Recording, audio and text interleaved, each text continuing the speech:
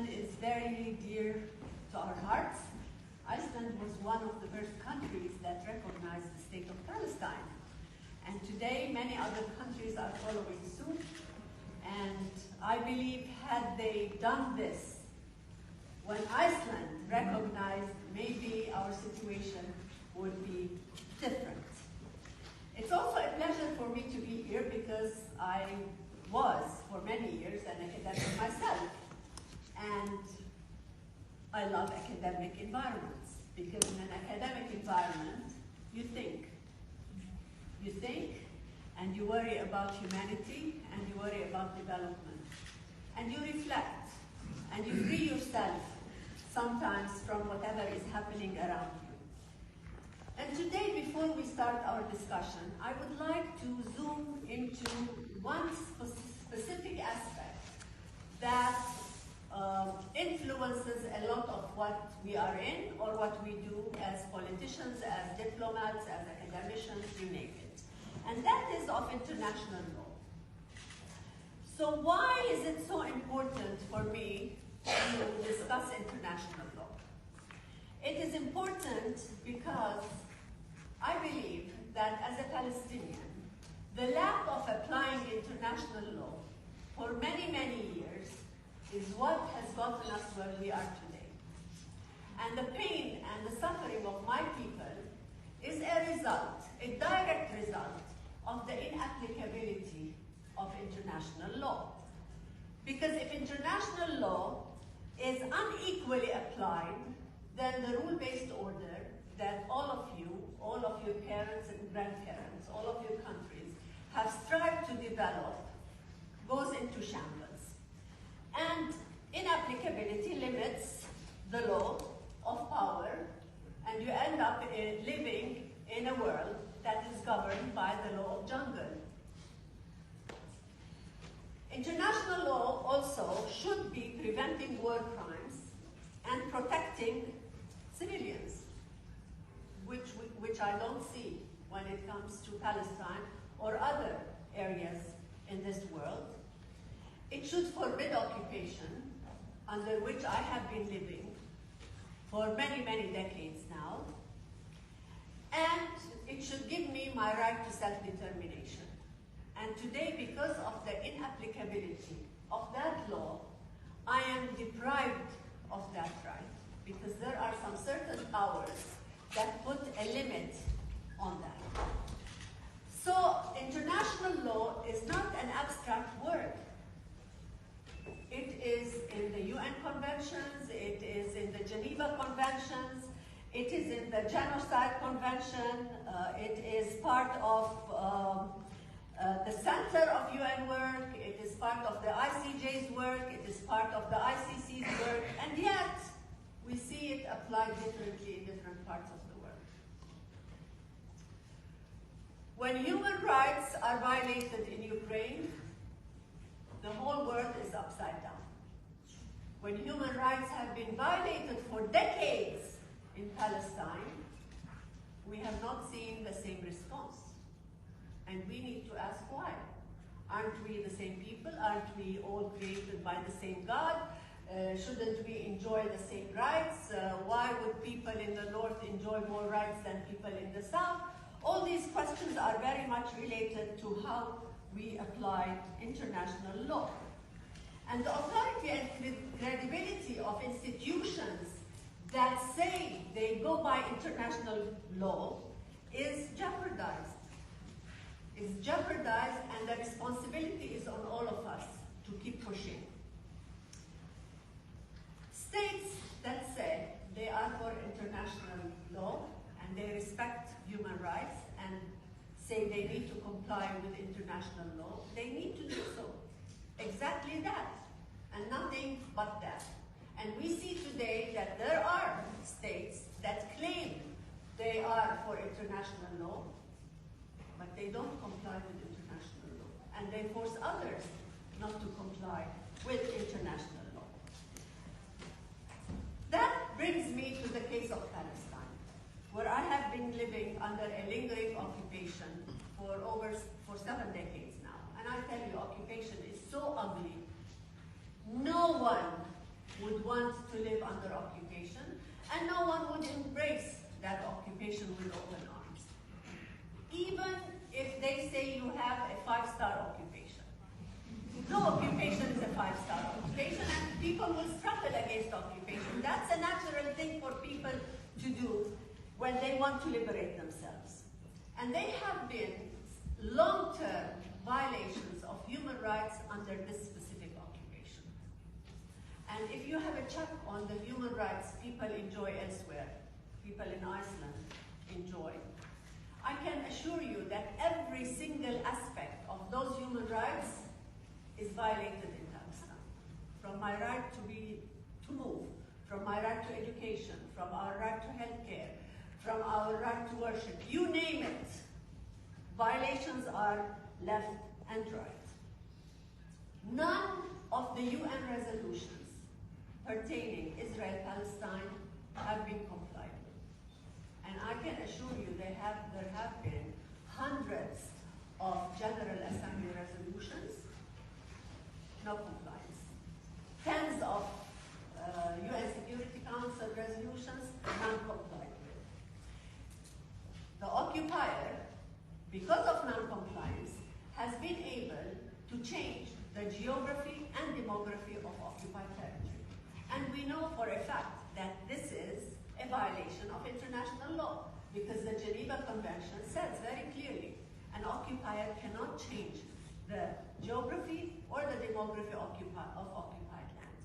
And we see that the occupier state of Israel has, for the last 7 decades, changed the geography and the demography by building illegal settlements on occupied territory and moving illegal settlers from Israel proper to occupied territory.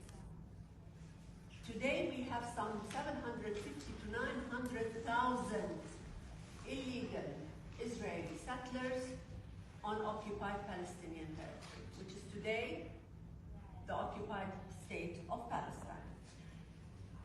Land confiscation is a continuous process. Home demolitions of Palestinians is ongoing. Violation of human rights left and right, and the whole thing has culminated in the aggression on Gaza. Now, the aggression on Gaza and the violence, I know people say that October 7th was violent. Yes, it was violent. It was very violent.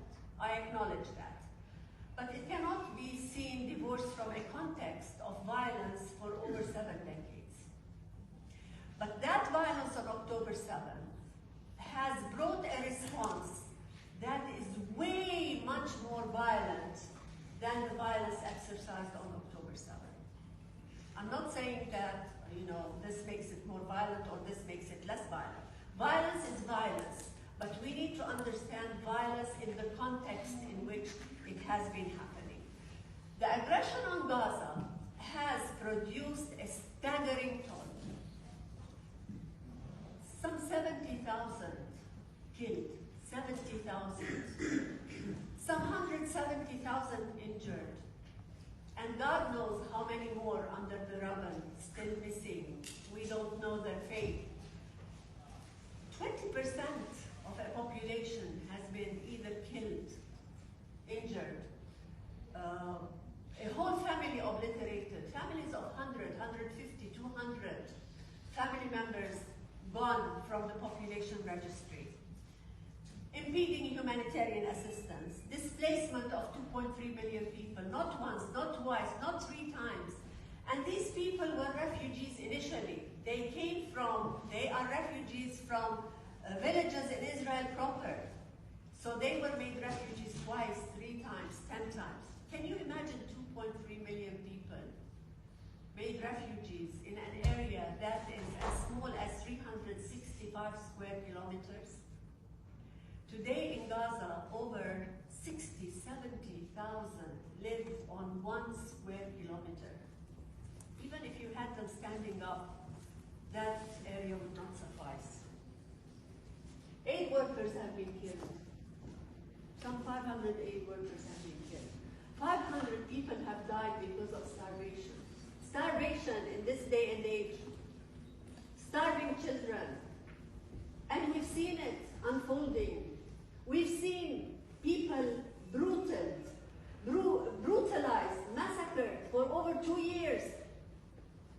And the international community kept watching. Some of it was silence because they wanted to. Some of it was silenced by the more powerful. And some have spoken about it. They had the courage to speak about it.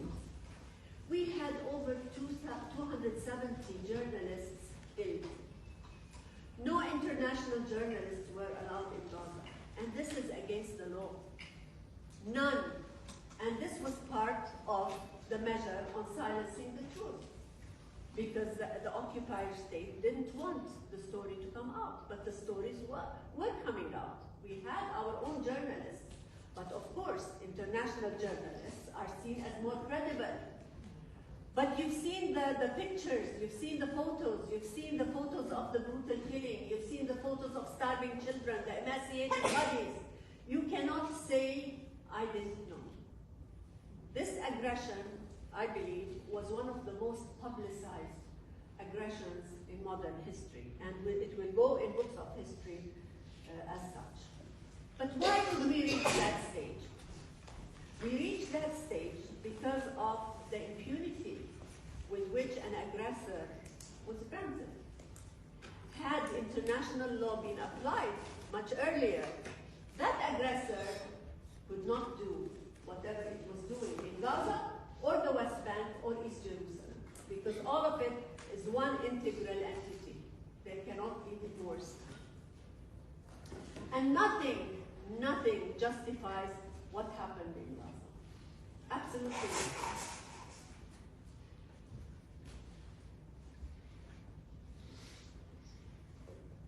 This should ring a very alarming bell. Because if Israel could get away with it, anyone can get away with it. If you can get away with impunity, why would you change course? And if we want you to change course, we need to have measures that would deter you from doing whatever you are doing. And if this continues, I can assure you that whatever your countries have worked for after World War II on developing this rule-based world order would crumble. Because Israel is doing it, others are doing it, and so tomorrow the powerful will do it also. And why not? So why am I bringing international law in an academic setup? It's important because you teach, some of you professors here, and the students learn how to think about the law. Think about the law. And that law must not be taught as a doctrine. It must be taught as a law-binding issue, not just on paper. And it should be used with friends and adversaries. The same law applies. The same law applies to any state, any nation, any color, any ethnicity, any religion. And we need to train our lawyers and diplomats, journalists and all, to hold line and go by international law when it's uncomfortable. Not only when it's okay, but when the situation is uncomfortable. That's when it is most needed. When we live with atrocities that we see unfolding in front of us, there's no way we can say we didn't know. Today we all know. We have all seen it. And the question is, today, what will we do with what we know? How do we take this further? How do we hold people accountable? Because today the game is that of accountabilities and responsibilities. And people and nations and states should be held to account. We should not accept ever that any religion, any nation, any ethnicity has a right to violate international law. And only 2-3 days ago, a post by one of the settler ministers in the Israeli government, said very clearly, international law does not apply to Jews. International law applies to everyone else, but not the chosen people. This is a leader, this is somebody in government that is saying to the world that, you can trash your international law because I'm entitled to do whatever I need to do. And that same government, with the same kinds of people, are telling the world that we can infringe on the sovereignty and the independence of any neighboring country because we think we should and we know we can. So I want you to just think about that. If Smotrich can say it, why not somebody else somewhere else pretty soon? So the issue is not just about Palestine. It's about whether international law still means anything and whether international law can become the framework by which we can look at Palestine, Israel, or other places in the world. And in this regard, I want to conclude with President Trump's plan for Gaza. We believe that plan is just an initial step, a prelude to something that needs to be much, much bigger. Because that is one step. The ceasefire is just one step. That plan needs to be tied with international law. Because if it is not tied with international law, it is just a drop in a bucket that is divorced from the reality of the conflict. And the conflict is that of occupation. So we need to tie it with international law. We need to make sure that the occupied territories are not looked upon as separate entities. The occupied territory is one integrated piece of land, including Gaza, the West Bank, and occupied East Jerusalem. And that this effort must be aligned with the implementation of international law, the terms of reference for peace, and the recent New York Declaration. The New York Declaration has been signed by over 2/3 of the world countries, has been endorsed by all the countries that have recognized the state of Palestine, and that should be the entry point. So the Trump plan should be part and parcel of that New York Declaration that delineates very carefully the points by which we should dismantle this occupation and materialize the state of Palestine. So my invitation is very simple. Let us hold this case to the same rules we demand elsewhere. Palestine deserves to be looked upon just like we look at any other country anywhere on this planet. Thank you very much.